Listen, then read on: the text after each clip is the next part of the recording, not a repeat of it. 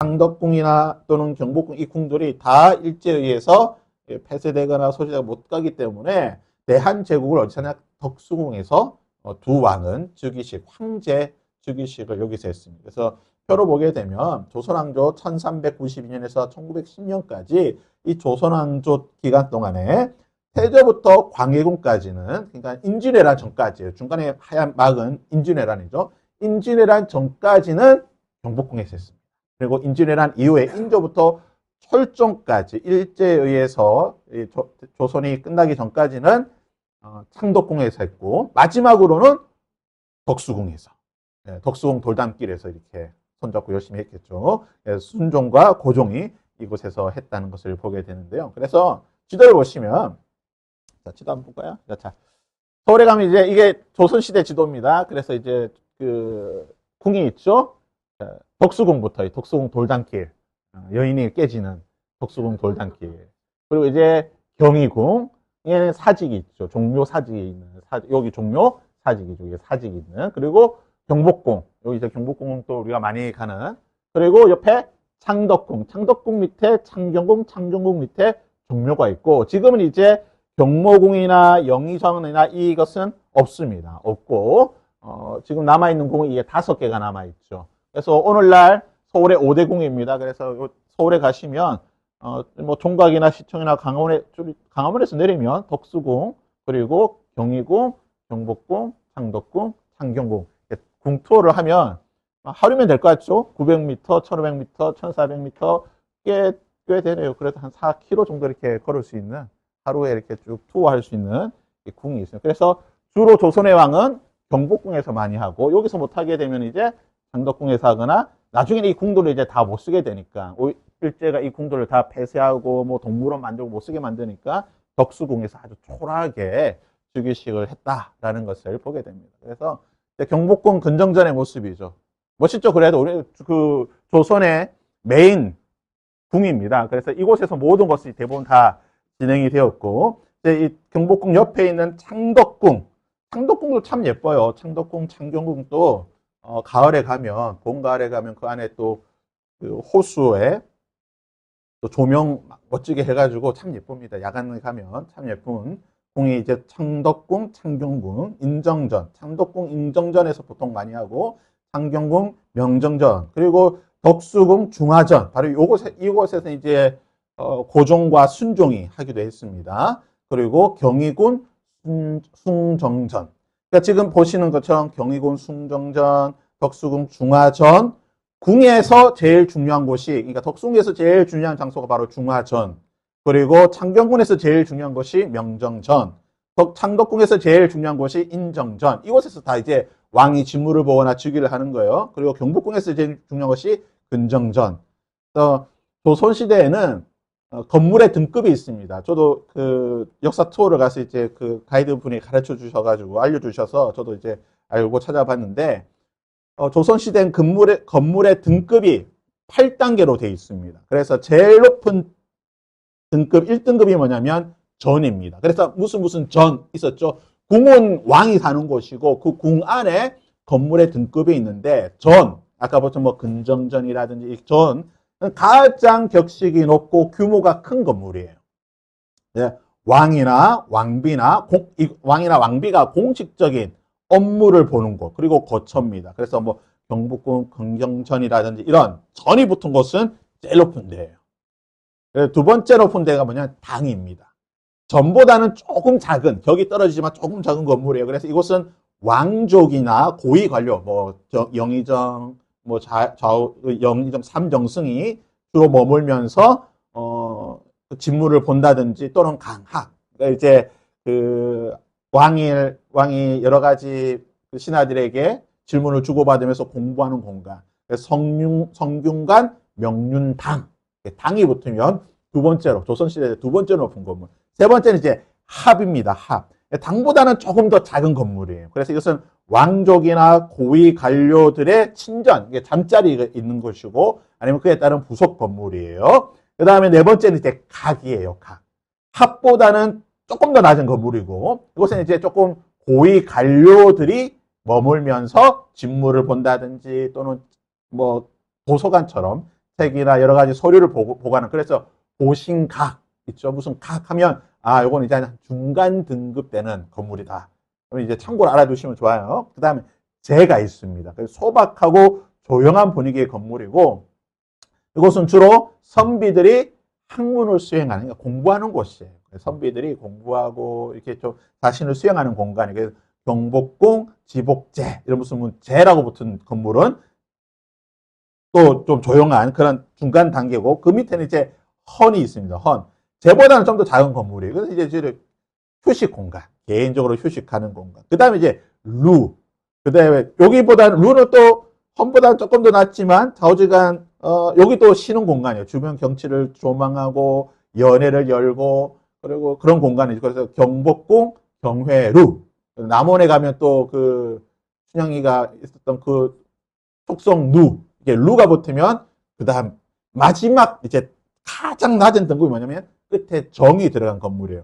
루보다는 작고 소박한 건물이고, 경치가 좋은 공간이죠. 뷰 포인트에 있는 건물. 그래서 무슨 정, 어떤 무슨 정 있잖아요. 어디서 팔각정, 정이 붙으면 가장 낮은 건물이에요. 전당, 합각, 재헌, 루정. 나중에 이제 뭐 건축 공부하시거나 하실 분들은 이제 요거 시험에 많이 나오겠죠.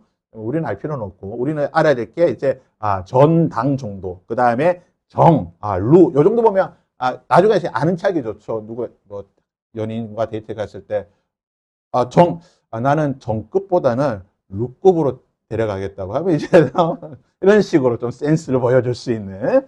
자, 그러면 우리가 예전에 교회를, 예배드린 이 교회를 뭐라고 불렀습니까? 지금 우리가 무슨 교회 했지만, 예전에는 제가 어렸을 때만 하더라도, 아니면 우리의 윗 세대들은 교회라고 잘 안 했어요. 뭐라고 불렀습니까? 예배당. 당이에요. 두 번째 있는 당. 그러니까 엄청나게 중요한 공간에 생각했다는 거죠. 초기에 기독교가 들어왔을 때에 하나님께 예배드리는 이 공간을 너무나 귀하게 생각해서 왕이 쓰는 공간을 붙이지 못했고, 그거는 왜냐하면 조선시대니까, 아직까지. 왕이 절대적인 그 권위가 있기 때문에 왕이 쓰는 전이라고는 잘 못 붙이죠. 그래도 그 다음 등급, 당이라고 붙였어요. 예배당. 우리가 예배당이라고 붙이니까 꼭 우리 따라하는 사람이 있습니다. 우리 따라쟁이가 누구예요? 불교가 우리 따라쟁이에요. 기독교가 뭐 하면 불교는 다 따라해. 기독교에서 성경학교 하니까 불교도 성경학교 만들고, 기독교에서 여름 성경학교 하면 불교도 여름 불교학교 합니다. 부처학교 해가지고 우리 따라하는데, 우리가 예배당 하니까 자기들도 교회가 예배당하면 우리는 불교는 뭐라고 합니까? 불당이라고 해요. 불당. 불교 사람들은 자신들이 하는 곳을 불당, 심지어는 법전이라고 하죠. 불전이라고 합니다. 불전. 오히려 급을 높이기도 해요. 이거 조선시대에 했으면 끝장나는 일인데 우리보다 급을 높이려고 하죠. 불당, 불전이라고 하죠.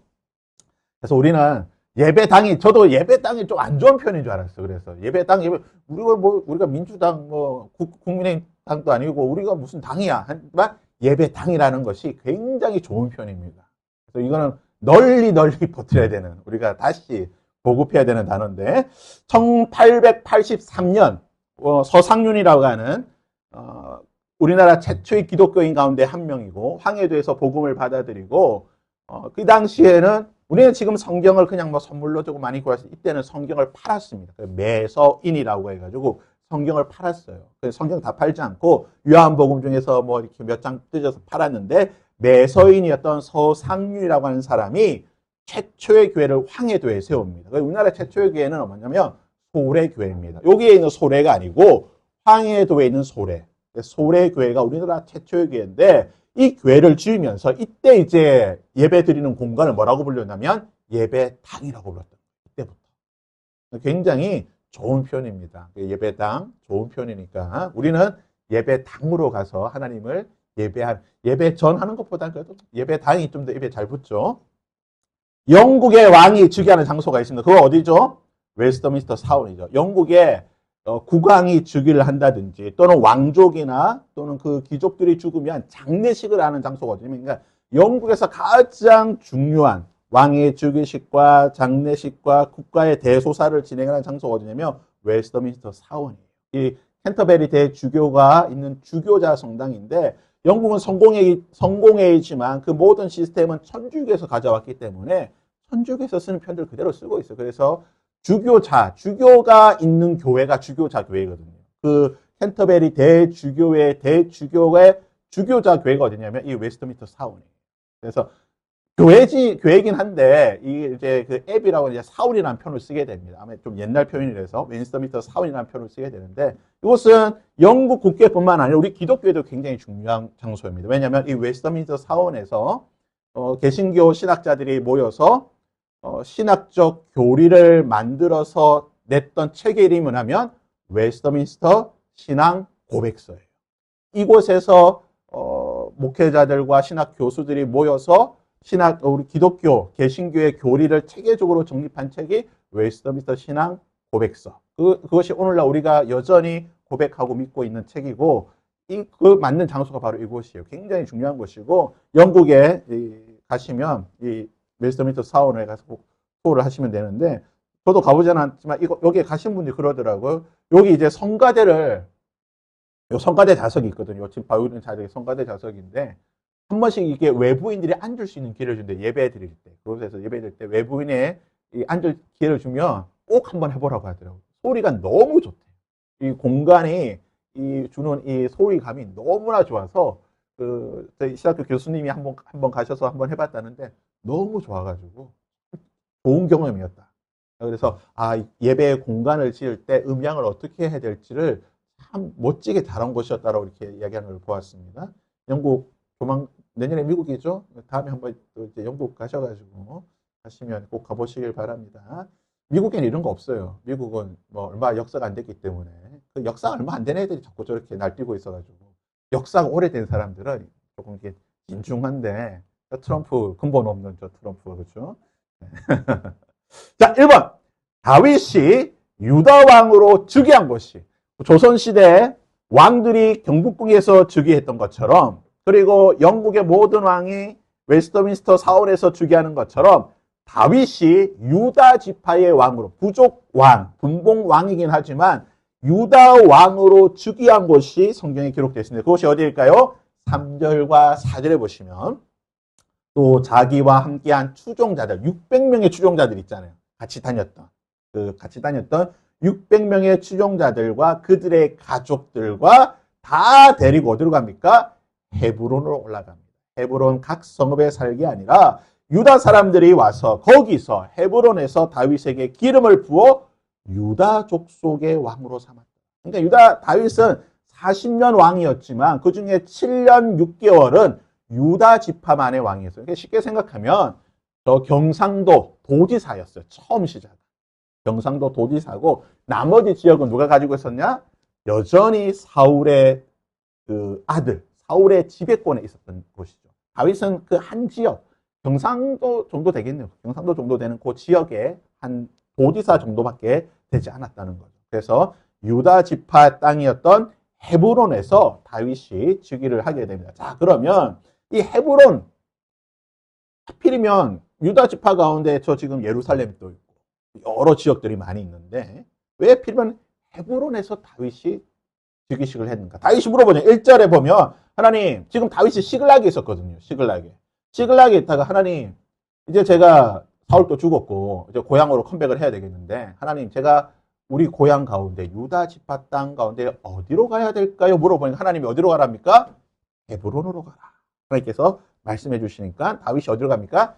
헤브론으로 가게 되는 거죠. 그러면 헤브론이 어딘가? 자, 지휘를 한번 보시면 자, 지금 요 주황색 이 부분은 사울이 통치하던 왕국이었어요. 사울 시대의 왕입니다. 사울 시대의 나라고 여기까지가 어디냐면 다윗이 확장시켰던 다윗이 최전성기를 달리던 시대의 왕이고 이 빨간색 지역은 어디냐면 솔로몬이 더 확장시켰던 영역이에요. 그래서 지금 다윗이 시글락에 있다가 자 여기에서 유다 지파 땅이 요거밖에 안 돼요. 나머지 이 지역은 여전히 누구의 땅입니까? 사울의 영역 아래에 있던 거죠. 사울이 다스리고 있던 사울의 아들, 좀 이따 이스보셋과 아브넬이 다스리고 있던 지역이 바로 이 지역이에요. 다윗이 이 유다 지파, 그래도 유다 지파가 이스라엘 12지파 가운데 그나마 좀 한 3, 4번째로 넓은 땅을 가지고 있었기 때문에 그래도 땅은 좀 넓죠. 이 가운데에 다윗이 어디에서 즉위를 하게 됩니까? 헤브론이에요. 여기가 빨간색이 헤브론이고 파란색이 어디냐면 예루살렘이에요. 그러니까 다윗은 처음부터 예루살렘에 가지 않았어요. 헤브론에서 7년 6개월 동안 왕으로 통치하고 있다가 정식으로 왕이 되었을 때 온 이스라엘의 왕이 되었을 때 수도를 어디로 옮깁니까? 예루살렘으로 옮기는 거예요. 예루살렘 옆에 뭐가 있습니까? 기브아도 있고, 그러니까 이스라엘의 어떤 정치적인 수도, 그 전까지 수도 역할을 했던 것이 바로 이 예루살렘 주변에 있었는데 다윗이 왜 이곳으로 가지 못했는가? 이곳을 왜 못 갔을까요? 여전히 사울의 영향력이 있기 때문에. 여전히 사울을 추종하는 세력들이 있으니까 다윗이 처음부터 이곳을 가지 못했어요. 그래서 그나마 자신들의 세력이 거주할 수 있고 자신의 우호적인 세력이 있는 곳이 어디였느냐? 바로 이 헤브론입니다. 그러니까 하나님께서도 그냥 무턱대고 야, 너 예루살렘으로 가. 예루살렘 내가 준 땅이니까 그곳으로 가 하지 않았어요. 하나님께서도 철저하게 이런 것들을 다 뭡니까? 누구보다도 잘 알고 계시잖아요. 그 당시에 정치, 역학적인, 지리적인 모든 사항들을 하나님도 다 알고 계시기 때문에 하나님께서는 다윗에게 가장 안전한 장소였던 헤브론으로 보내시는 거예요. 헤브론에서 7년 6개월 있으면서 왕으로 다스리고 있다가 이스라엘이 온전히 다윗의 수중에 들어오게 되자 그 이후에 이제 예루살렘을 정복하고 다윗성이라고 불리는 예루살렘 성을 세우면서 다윗의 통치가 이곳에서부터 시작이 되는 거예요. 자, 그러면 헤브론은 어떤 것인가? 헤브론은 고대 사회에서 가장 오래된 도시 중에 하나입니다. 고대 사회에서 가장 오래된 도시가 여리고와 헤브론. 이 지역이 가장 현재 발굴된 도시들 중에서 가장 오래된 도시 중에 하나가 바로 이 헤브론이고, 헤브론은 구약 성경에서 굉장히 중요한 도시입니다. 아브라함이 가나안에 들어와서 정착한, 아브라함이 가나안에서 가장 오랜 시간 머물면서 가장 아브라함의 흔적이 많이 남아있는 도시가 헤브론이고, 그리고 이 헤브론에서 아브라함이 땅을 사게 돼요. 나중에 이제 다시 보겠지만 막벨라 굴이라고 하는 이 땅을 사게 됩니다. 은 400세겔을 주고 땅을 사서 이곳에다가 무덤을 만들어요. 그래서 자기 죽은 아내 사례를 묻고 자신도 거기에 묻히고 자신의 아들들도 다 이 막벨라 굴에 묻히게 되는 이 헤브론의 막벨라 굴은, 헤브론 중에서 있던 이 막벨라 굴은 아브라함이 우리로 치면 이제 자신의 이름으로 등기를 넣은 아브라함의 소유가 있는 땅이에요. 아브라함은 가나안에서 자기 땅이 한 평도 없었지만 오직 이 막벨라 굴만은 자신이 돈을 주고 직접 산 땅입니다.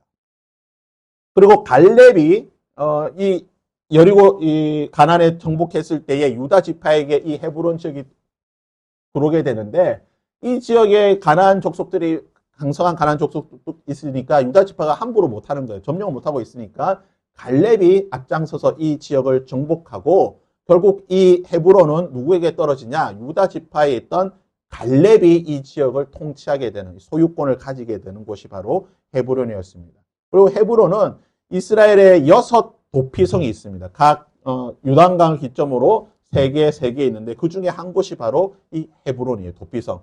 도피성은 말 그대로 부득이하게 사람을 죽인 사람이 도망가는 곳이에요. 살 수 있는 도피성이고 항상 제사장이 머물면서 그곳을 관할하는 지역입니다. 그리고 다윗이 이곳에서 왕으로 즉위하게 되었고, 이곳에서 다윗이 있는 동안 왕국의 기틀, 자신의 통치에 관한 어떤 전반적인 기틀을 쌓고 만들고 난 뒤에, 그리고 나서 전체 이스라엘을 통치하던, 어떻게 보면 다윗 왕국의 출발점이자 전초기지 역할을 했던 것이고, 그러다 보니까 다윗에게도 굉장히 중요한 도시였지만 아까도 봤지만 다윗의 그 가족들을 데리고 이곳에 왔잖아요. 그러니까 그 가족들, 그의 아들들도 어떻게 보면 이 헤브론이라는 곳이 어떤 곳일까요? 고향 같은 곳이죠. 그동안 아버지와 함께 정말 피난 생활하면서 힘들게 살다가 이제 아버지가 한 지파의 왕이긴 하지만 어엿한 왕이 되었고, 그나마 좀 편안하게 살 수 있었던, 오랜 시간 동안 힘들게 살다가 그나마 편안하게 살 수 있었던, 어떻게 보면 자녀들에게는 첫 번째 마음의 고향과도 같은 곳이 어디냐? 헤브론이에요. 그래서 압살롬이 다윗에게 반역을 했을 때에 어디로 도망가느냐? 헤브론으로 도망갑니다. 왜냐? 자신에게는 고향과도 같은 곳이니까. 이곳에 가면, 더군다나 이곳은 뭐가 있다고요? 도피성이 있잖아요. 이곳에 가면 내가 살 수 있구나. 아버지를 반역했긴 했지만, 자기의 형 암논을 죽이고 여러 일들을 하긴 했지만, 그나마 내가 살 수 있는 곳이 어딘가? 헤브론이다. 그래서 압살롬이 반역하고 도망간 곳이 바로 헤브론입니다. 헤롯 대왕이 훗날에 AD, 그러니까 2000년 전에 헤롯 대왕이 이스라엘 백성들, 유대인들에게 환심을 얻기 위해서 큰 여러 가지 공사 두 가지를 하게 되는데 그 중에 하나가 뭐냐면 예루살렘 성전을 다시 한번 크게 만들어서 유대인들의 환심을 쌓게 되고 또 하나를 뭐 하게 되냐면 이 막벨라 굴에다가 성벽을 쌓게 됩니다. 막벨라 굴 위에 성벽을 쌓아서 이곳에 아브라함과 이삭과 야곱과 사라와 레아와 그리고 리브가의 무덤이 있으니까 족장들, 그때 조상들의 무덤이 있으니까 이곳에다 멋진 성을 만들어가지고 야 내가 너희들을 위해서 이렇게 멋진 일을 해줬다 해서 환심을 사기 위해서 건물을 지었던 것이. 자 그렇다면 다윗은 왜 헤브론에서 지휘를 했는가? 1절에 보면 하나님께서 가라고 했으니까. 하나님께서 이곳에 가라고 했기 때문에 다윗은 그곳에 가서 즉위식을 했고 두 번째 뭐냐면 아까도 왔지만 헤브론이 가진 상징성이에요. 헤브론은 말 그대로 족장들의 그들의 조상 아브라함과 이삭과 야곱의 활동 무대였고 그들의 무덤이 있던 곳이에요. 가장 중요한 그런 상징성이 있고 더군다나 갈렙이 유다 지파 가운데서 가장 앞장서서 이곳을 차지했던 것이고 지리적으로도 중요하죠. 왜냐? 도피성이 있는 거죠. 도피성은 원칙적으로 이스라엘 모든 지역에서 하루 만에 갈 수 있어요. 내가 죄를 지었는데 도망가서 하루 만에 도착할 수 있는 가장 가까운 곳에 도피성이 있어야 되는 거예요. 그러다 보니까 길의 통로에 있다든지 주변에 먹을 것이나 쉴만한 곳이 풍성한 곳에 안전한 곳에 도피성이 있게 되는데 그래서 이 헤브론이라는 곳은 지리적으로도 굉장히 중요한 도시입니다. 그래서 여기 도피성입니다. 도피성 보십시오. 지금 보시면 6군데 있다고 말씀드렸잖아요. 요단강을 기점으로 동쪽에 3곳, 서쪽에 3곳. 동쪽으로는 므낫세 지파의 골란이라는 곳. 지금은 제가 골란 고원. 지금 현재 이스라엘이 점령하고 있지만 종종 뉴스에 나오고 있는 골란 고원이 바로 여기입니다. 골란 도피성. 그리고 갓 지파의 영역인 라못, 루벤 지파의 영역인 부셀. 그래서 요거 어디에 있든지 어느 곳에 있든지 하루 만에 뛰어갈 수 있는 거리예요. 한 3, 40km 정도 되는. 어디든지 하루 늦어도 이틀 안에는 도망갈 수 있는 거리에. 자, 이쪽 서편 요단 성경에서 볼 때 요단 동쪽 성경의 표현입니다. 항상 기억해 두세요. 요단 동쪽, 요단 서쪽이라 나와요. 성경은 항상 그래 표현합니다. 강 이쪽, 강 저쪽. 요단 동편, 요단 서쪽. 요래 표현 나오는 걸 항상 기억하시고 요단 서쪽에는 헤브론, 유다 지파의 헤브론. 그리고 므낫세. 여기는 이제 므낫세가 나눠졌기 때문에 반지파, 므낫세 반지파 나머지 반쪽에 있던 세겜. 굉장히 중요한 도시죠. 그리고 납달리가 있던 게데스. 이 어디 있든지 다 반나절 하루 늦어도 이틀 만에 갈 수 있는 6군데. 그 중에 어디? 헤브론. 가장 중요한 도시죠.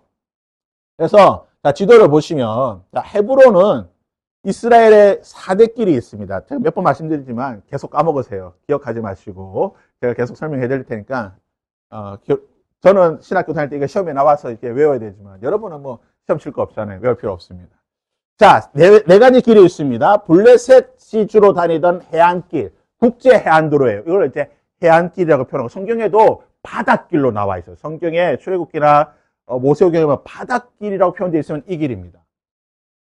이집트가 이 가나안 지역을 정복할 때 침략할 때 어디로 올라오게 되냐면 이 해안길을 타고 올라와요. 해안길을 타고 올라오게 되고 우리가 사무엘상 30장 31장에서 보았듯이 블레셋이 사울과 마지막 전쟁을 하기 위해서 어디에 올라왔죠? 무깃도, 갈매산 무깃도에 올라갈 때 블레셋이 이 길을 타고 올라오는 거예요. 블레셋은 해안길을 타고 올라오는 거예요. 이 길이 가장 가까운 길입니다. 애굽에서 가나안으로 들어가는 가장 가까운 길이에요. 그래서 이스라엘 백성들이 아니 왜 이렇게 가까운 길을 안 가고 우리를 이렇게 돌아가게 합니까? 하나님께 원망했죠. 그때 하나님 뭐라 말씀하십니까? 너희들이 해안길로 가게 되면 블레셋 지역 사람들을 거쳐가서 이 사람들에게 완강한 저항을 받아서 마음이 상할까? 내가 너희들을 돌아가게 했다. 이게 바닷길이에요. 이 블레셋이 점령하고 있는 지역. 두 번째 길이 있습니다. 블레셋 이 바닷길은 평지길은 쉐펠라라고 하는 평지 구릉에 있는 편안한 길이에요. 요 구름을 올라오는 언덕이 있죠. 여기가 언덕이죠. 여기가 평야고 여기가 언덕인데 이 언덕 위에 있는 길들이 바로 족장길입니다. 족장길은 위에서부터 쭉 이렇게 오는 길이죠. 여러분이 성경에서 수없이 봤던 길입니다. 나사렛, 세겜, 사마리아, 예루살렘, 헤브론. 하나님께서 다윗이 제가 유다 어느 지역으로 가리까 물어봤을 때 하나님이 뭐라고 말합니까? 세겜으로 올라가라. 세겜으로 올라가라. 헤브론으로 올라가라. 왜냐? 지금 시글락은 어디에? 블레셋 땅이잖아요. 평지예요. 평지에 있다가 어디라고? 여기가 그래도 고도 500m, 600m 이런 높은 지역이다 보니까 항상 뭡니까? 올라가라. 예루살렘을 어떻게 합니까? 성경에서 항상 예루살렘에 이야기할 때 시편에 보면 우리가 예루살렘에 올라가리이다. 우리가 예루살렘에 올라가고 싶습니다. 성경에서 올라가고 싶다는 표현이 나오면 말 그대로 지리적으로 높은 곳에 있어요. 예루살렘은 언덕 위에 있는 도시거든요.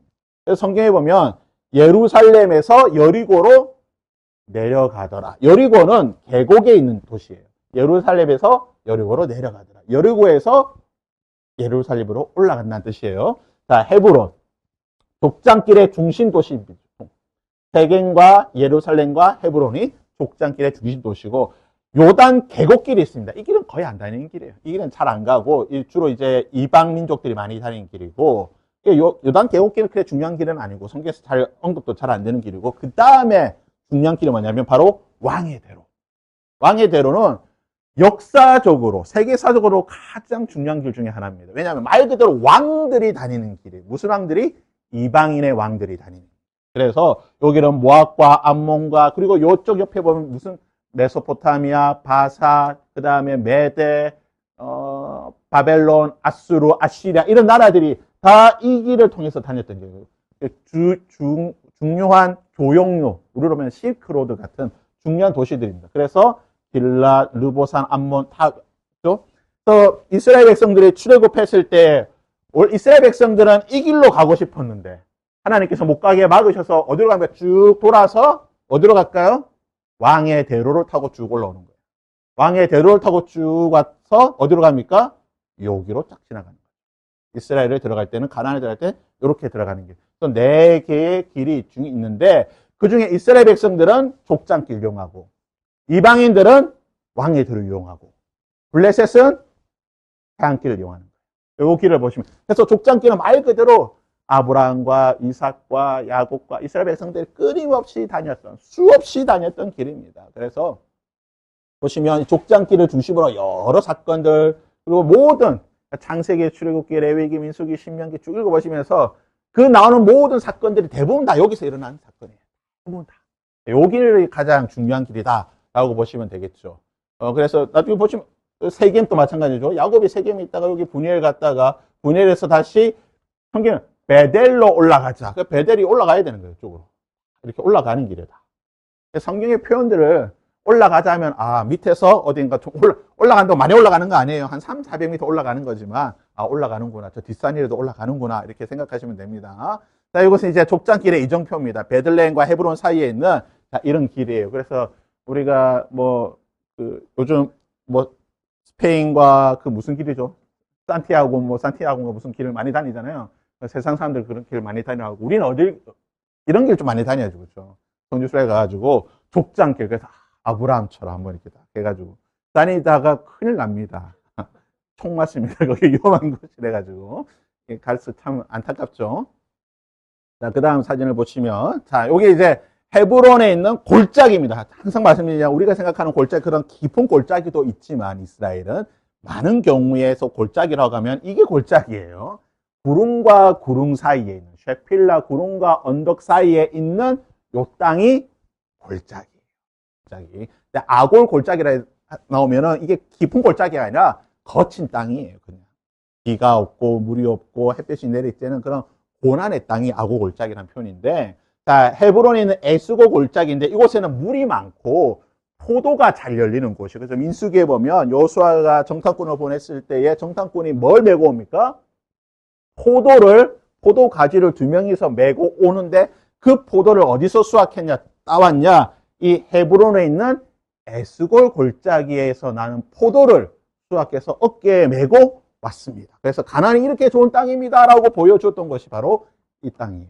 헤브론 땅. 그래서 굉장히 좋은데 지금 또 보면 헤브론에 이런 포도밭이 이렇게 쫙 있습니다. 나중에 헤브론 혹시나 가시게 되면 포도밭에서 포도 따먹으시고 여기서 만든 포도주도 한번 드셔도 좋죠. 자, 헤브론의 전경입니다. 아까 봤지만 헤브론이 어디에 있다고요? 언덕에 있는 도시죠. 언덕, 구름. 우리가 좀 더 높은 도시가 아니에요. 그냥 뭐 한 해발 한 3, 400m 되는 그런 높은 도시는 아니에요. 그런 이게 언덕에 있는 도시인데 샤필라 구릉에 있는 도시인데 이 헤브론 중에서 가장 중요한 곳이 어딜까요? 헤브론에서 가장 중요한 것이 바로 센터에 보이는 이 건물입니다. 이 건물이 무슨 건물일까요? 바로 족장들의 무덤이 있는 막벨라 굴. 이곳이 가장 중요한 곳이에요.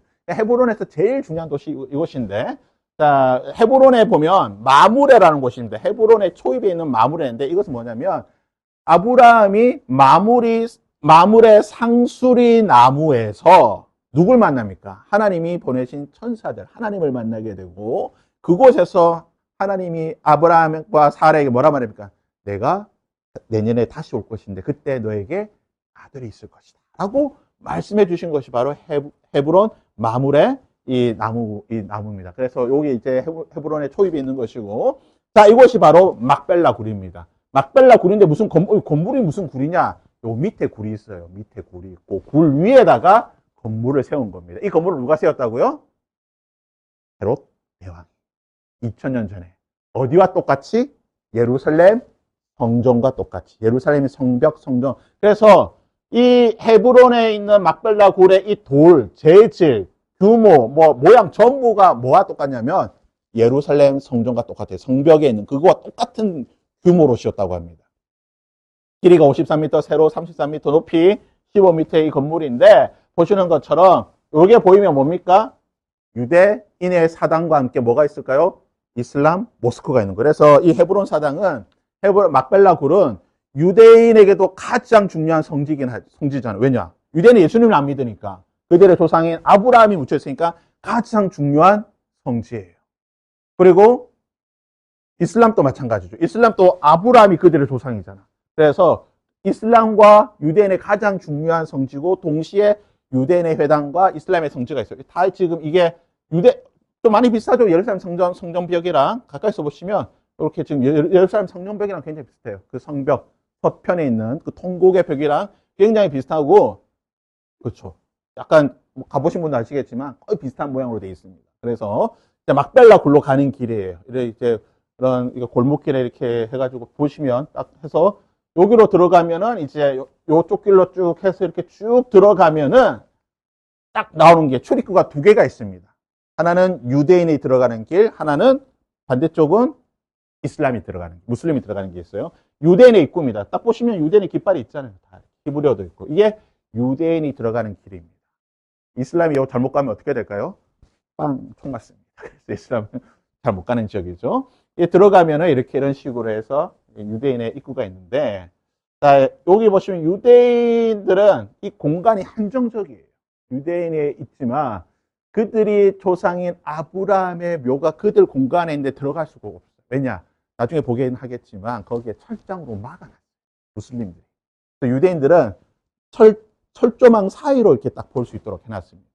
이제 무슬림 출입구에 무슬림들이 이렇게 출입구 쭉 해서 들어가게 되면은 여기가 딱 들어가면 이제 무슬림 출입구인데 이런 식으로 무슬림의 전형적인 무슬림의 양식들이 다 있습니다.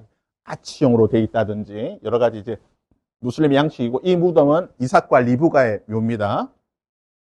자, 이게 철문으로 막혀 있어요. 이런 식으로 잘 막아놨어요. 유대인들이 들어올 수 없도록. 요 이슬람 공간이고 유대인들 요 밖에 있는 공간에서 여기가 지금 아마 무덤인 것 같은데 이게 다 막아놨어. 보지 못하도록. 이슬람들이 자기들이 관리를 해가지고 유대인들은 볼 수 없도록. 요 빈 공간에 요쪽은 유대인 공간이고 여기는 무슬림 공간이에요. 그래서 유대인들이 여기로 통해서 이제 보는 거죠. 저기 이삭의 묘라든지 그런 묘를 이렇게 볼 수 있도록 해놨습니다. 여기 이 철망 사이로만 볼 수 있는 아브라함의 묘인데 철망 사이로 보이게 딱 해놨어요. 여기 이제 옆 측면이고. 자, 이거 지도 보시면 이런 식으로 되어 있죠. 이 공간이 유대인의 공간, 이슬람의 공간. 아니, 아브라함이 유대인의 공간인데 왜 못 봐? 여기가 막혀 있어요. 여기가.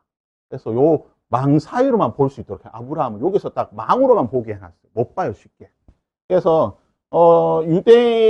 이슬람의 공간이 뭐 많지는 않지만 중요한 것은 요 부분은 전부 다 핵심적인 공간을 누가 가지고 있냐? 무슬림들이 들고 있어가지고 유대인들이 요거 뺏고 싶고 하겠죠. 아주 전쟁에서 어떻게 해서든 뺏으려고 하는데, 자, 여기 보면 구멍들이 있습니다. 요 구멍 사이 아래로 보면은 막벨라 굴, 실제 굴을 볼 수가 있는데 어두컴컴해서 볼 수는 없다고 하고요. 유대인들이 이렇게 들어가서 입구인데 옆에 보면 이제 요셉의 묘라고 써놨는데 요건 제가 좀 이따 설명드리고 시간이 없긴 하지만 빨리. 자, 그래서 위에 보시면 아까 봤죠? 위에 건물 아래에 굴이 있습니다. 그래서 이슬람 출입구에 이슬람 해당 출입구에서 쭉 들어와서 쭉 들어가면 여기에 막벨라 첫 번째 굴이 있고 두 번째 굴이 있어요. 아브라함이 사라를 어디에 뭐 여기나 여기에다 안치를 했겠죠. 뭐 지금은 있는지 없는지 모르겠지만. 그래서 위에 보면 아까 보시면 구멍이 있습니다. 그 위에 보면 이렇게 우물처럼 만들어 놓은 구멍이 있어요. 그 구멍에서 보면 여기를 볼 수 있도록 여기까지 다 볼 수 있고, 근데 어두워서 보이지 않아요. 옆에 위에서 본 측면인데요. 계단 쭉 따라가면은 여기 막벨라 굴이 이렇게 있고 첫 번째, 두 번째 굴이 유대인의 공간하고 딱 겹쳐 있는 부분에 만들어져 있고요. 바로 여기죠. 여기에서 이제 보면 아래에 보면 요 구멍 아래로 보면은 보이도록 이게 굴 안에 내부가 보여야 되는데 여기 어두컴컴하게 보이지 않아요. 실제로 보면 이렇게 보이지 않아요. 초를 내려서 봐도 잘 안 보인다고. 여기 예전에는 열어주고 했는데 이제는 안 열어준대요. 열어주죠. 왜냐면 워낙 중요한 것이기 때문에 그냥 요 사이로만 이렇게 봐야 됩니다. 가시면 나중에 무슬림 공간에 가서 이렇게 쭉 보면 됩니다. 무슬림인 척 해가지고 가가지고 여기 이제 아브라함의 묘와 사라의 묘입니다. 왜냐면 이 무슬림들이 관리를 하고 있으니까 자기들 그냥 덮어놓은 거예요. 아랍어로 그냥 이렇게 덮어놓은 아브라함과. 근데 요게 묘는 아니고 요 밑에 있죠. 위에다 이제 가묘를 쓴 거고 밑에 안에 굴 안에 그 묘를 쓴 거죠. 이건 이제 오른쪽은 이삭, 왼쪽은 리브가의 묘, 부부 묘가 있고, 그리고 여기 보신 것처럼 다 보면 막아놨어요. 안에 지금 다 밑에 있는 거예요. 밑에 있고 다 막아놔서 볼 수 없도록 해놨고, 야곱의 묘와 레아의 묘가 있습니다. 야곱이 사랑했던 라헬은 어디에 묘가 있냐? 베들레헴에 있어요. 왜냐면 라헬은 오다가 죽었잖아요. 중간에 노타가 죽었기 때문에 그 길가에 베들레헴에다가 묘를 썼고, 레아는 나중에 그래도 첫 번째 부인이다 보니까 야곱이 죽고 난 뒤에 같이 묘를 만들었던 것을 보게 됩니다. 아까 봤던 중간 입구에 여기 입구에 쭉 들어보면 여기에 공간 요 묘입니다. 요구예요. 그래서 이름이 없어요, 묘에. 다른 묘들은 이름을 써놨거든요. 아브라함의 묘다, 뭐 이삭의 묘다, 누구의 묘다 써놨는데 여기는 아무 표시가 없어요. 그런데 이제 유대인의 전승과 또는 이제 유대인의 전승을 그 무슬림들이 그대로 받아들이니까 그 전승에 따르면 이 무덤의 주인이 누군가 두 명 중에 한 명이라고 생각해요. 아담의 묘다 아니면 요셉의 묘다라고 하는데, 나중에 발굴 얘기는 요셉은 여기가 아니라 저 세겜 쪽 어디인가 있고, 이것은 유대인의 전승에 따르면 누구의 묘라고요? 아담의 묘라고 합니다. 무슨 이거 말도같이 무슨 아담의 묘가 있나? 유대인의 전설 따라 산 말이에요. 유대인의 전승에, 그들의 조상 대대로 이르는 전승에 따르면 아담은 하와와 함께 에덴에서 쫓겨나서 어디에서 살았냐? 바로 이 헤브론에서 살았다고. 헤브론에서 살고 죽었는데 어디에 묘를 썼냐? 마침 막벨라 굴에 썼다는 거예요. 그 굴을 누가 샀냐? 아브라함이 샀다. 그래서 유대인은 자신들의 정통성을 주장하기 위해서 그런 거죠. 자기의 정통성을.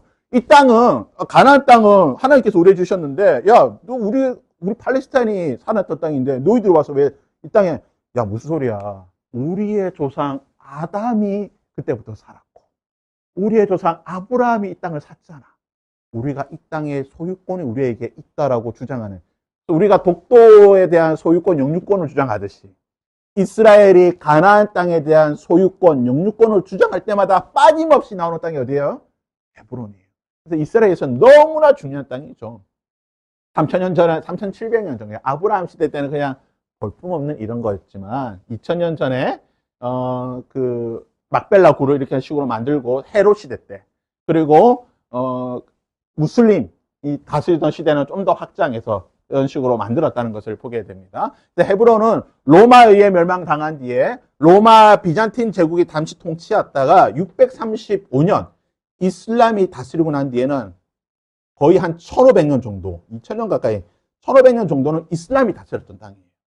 그러다가 1948년에 요르단에 그 땅이 잠시 편입이 되고 그 사이에 6.1 전쟁을 하면서 아주 이스라엘이 중요한 전쟁인데 1967년 6.1 전쟁하면서 이스라엘이 이곳을 부분 점령하게 됩니다.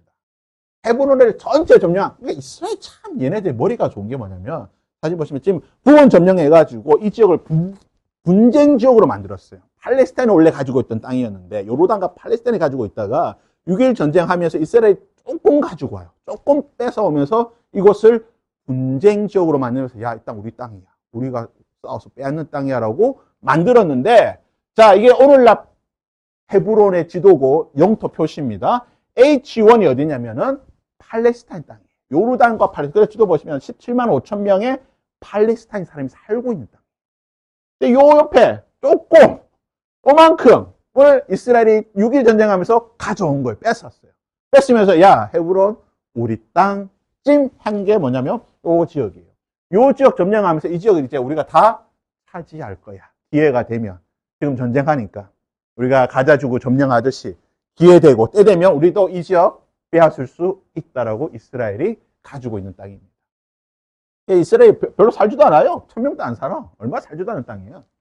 자, 그래서 여전히 지금 이렇게 지금 전쟁을 이렇게 하고 있죠. 이게 이스라엘 군인들 팔레스타인이 전쟁하고 있는 땅인데 헤브론의 이름이 뭐냐면 그 뜻이 뭐냐면 친구란 뜻이에요. 헤브론의 헤브론의 히브리어 뜻이 친구, 동료란 뜻이에요. 그래서 헤브론을 아브라함의 도시라고 하거든요. 아브라함이 누굽니까? 하나님께서 아브라함을 나의 친구라고 부르실 정도로 하나님께서 친밀하게 지냈던. 그래서 하나님의 친구인 아브라함의 도시가 헤브론인데 참 안타까운 것은 헤브론이 하나님의 친구, 친구의 도시인데 여전히 이슬람과 무슬림의 분쟁하는 적의 도시가 되었다는 거죠.